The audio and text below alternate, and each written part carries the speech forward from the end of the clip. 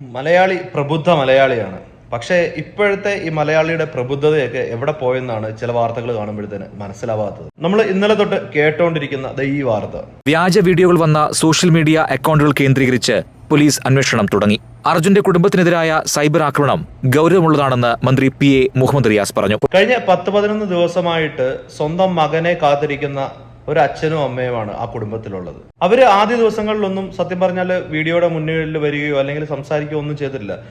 സഹോദരി മാത്രമാണ് കാര്യങ്ങളെല്ലാം സംസാരിച്ചു കൊണ്ടിരുന്നത്. പക്ഷെ ഇന്ന് ഈ 10 ദിവസം കഴിഞ്ഞപ്പോൾ അവര് ചാനലിന്റെ മുന്നിൽ ചില കാര്യങ്ങൾ സംസാരിക്കാനായിട്ട് വന്നു.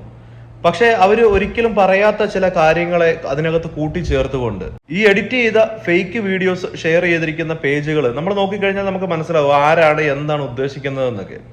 ഇത്രയും വലിയൊരു കാര്യത്തിലേക്ക് മലയാളികൾ ഒറ്റക്കെട്ടായിട്ട് നിൽക്കുമ്പോൾ അതിനകത്ത് വരെ എന്താ പറയുന്നത്, ഒരുമാതിരി വൃത്തികെട്ട രാഷ്ട്രീയം കളിക്കുന്ന ഇത്തരക്കാരെ ഒരിക്കലും നമുക്ക് മനസ്സിലാവത്തില്ല. കാരണം എല്ലാം ഫേക്ക് അക്കൗണ്ട് വഴിയിട്ടാണ് അവരുടെ പോസ്റ്റുകൾ നോക്കിയാൽ മാത്രമേ അവരുടെ രാഷ്ട്രീയം എന്താണെന്ന് നമുക്ക് മനസ്സിലാവത്തുള്ളൂ. ഇത് ആരാണ് എന്താണെന്നൊന്നുമില്ല.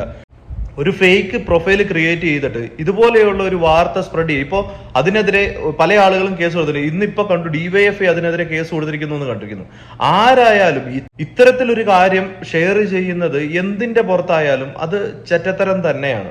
അതിനകത്ത് അവര് ചെവിയിൽ പറയുന്ന കാര്യം എന്താണെന്ന് ആർക്കും കേൾക്കാൻ പറ്റുന്നില്ല. പക്ഷേ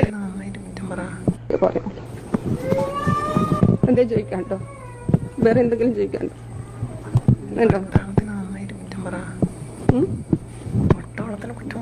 ഞങ്ങള് പട്ടാളക്കാരെന്ന് പറയുന്ന ഒരു അഭിമാനത്തോടെ ആ കറക്റ്റ് സ്പോട്ടിൽ കൊണ്ടുവന്നിട്ട് പട്ടാളത്തെ കുറ്റം പറയൂ എന്ന് പറഞ്ഞു കൊടുക്കുന്നതായിട്ട് കറക്റ്റ് എഡിറ്റ് ചെയ്ത് കയറ്റിയിട്ട് ആ ഒരു വീഡിയോ സ്പ്രെഡ് ചെയ്യുകയാണ് ചെയ്യുന്നത്. അതിനുശേഷം അവര് മിലിറ്ററിനെ കുറിച്ച് പറഞ്ഞിരിക്കുന്നത് നമ്മളെപ്പോലെ ഏതൊരു മനുഷ്യനും ഈ ഒരു സംഭവം നടത്തുമ്പോൾ, ഞാൻ എല്ലാവരോടും ഇതിനെതിരെ രാഷ്ട്രീയം കളിക്കുന്ന അല്ലെങ്കിൽ പല രീതിയിൽ ഇതിനെ കുത്തിത്തിരിക്കുന്ന ആളുകളോട് ഞാൻ ചോദിക്കുന്നത്, നമ്മൾ ഇത്രയും നാളും തെരഞ്ഞത് ഒരു ജീവനെയാണ്, ഒരു മനുഷ്യ ജീവനെ എങ്ങനെയെങ്കിലും ജീവനോടെ പുറത്തെത്തിക്കാനായിട്ടാണ് ആദ്യ ദിവസങ്ങളിൽ നമ്മൾ ശ്രമിച്ചുകൊണ്ടിരുന്നത്.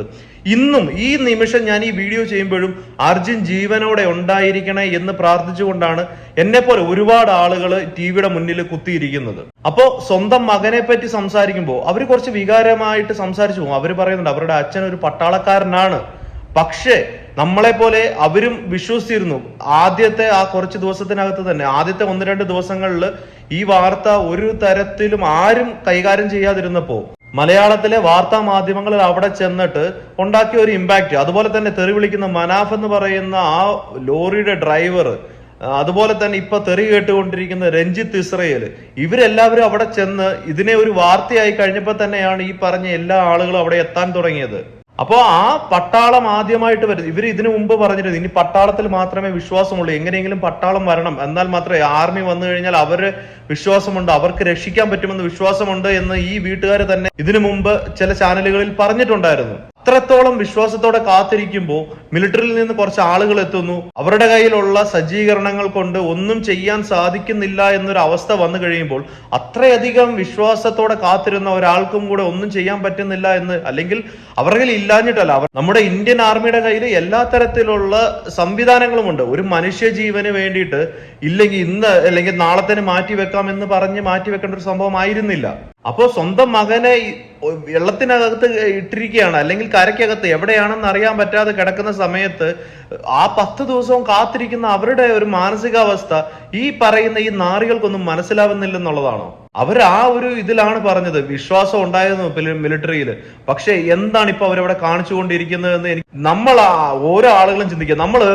ഞാൻ പോലും എന്റെ ജീവിതത്തിൽ നിന്ന് പറയുകയാണെന്നുണ്ടെങ്കിൽ ഒരു ഹോസ്പിറ്റലിൽ ചെന്ന് എന്റെ ഒരു കുഞ്ഞിനെയും കൊണ്ട് പോയിട്ട് അവര് നോക്കുന്നതിനകത്ത് എന്തെങ്കിലും ഒരു പാകപ്പിഴ, ഇല്ലെങ്കിൽ അവരിതിനിടയിൽ ഒന്ന് സംസാരിക്കാൻ മാറി നിന്നാൽ പോലും ചങ്കിടിക്കും. ചിലപ്പോൾ ഞാൻ ദേഷ്യപ്പെടും, ഞാൻ ചിലപ്പോൾ അവരോട് വഴക്കുണ്ടാക്കും. അപ്പോൾ നിങ്ങൾ ആലോചിക്കും, ഒരു ജീവനെ എവിടാണെന്ന് പോലും അറിയാതിരിക്കുന്ന ഒരു മാതാപിതാക്കൾ ഏത് രീതിയിലാണ് സംസാരിക്കേണ്ടത്? ഇതിനകത്തേക്ക് രാഷ്ട്രീയം സംസാരിക്കുന്ന ഓരോ നാറികളും ചത്തു പുഴുക്കണം എന്ന് മാത്രമേ എനിക്ക് പറയാവുള്ളൂ. ഞാൻ അതിനകത്ത് വേറെ ഒന്നും എനിക്ക് പറയാനില്ല. ഈ പറയുന്നവനൊന്നും ഗതി കിട്ടാതെ ചത്ത് മലച്ച് റോട്ടി തീരണം. അവന്റെ തീരും അവന്റെ ഈ രാഷ്ട്രീയവും മതവും ഗുണവും ഒക്കെ.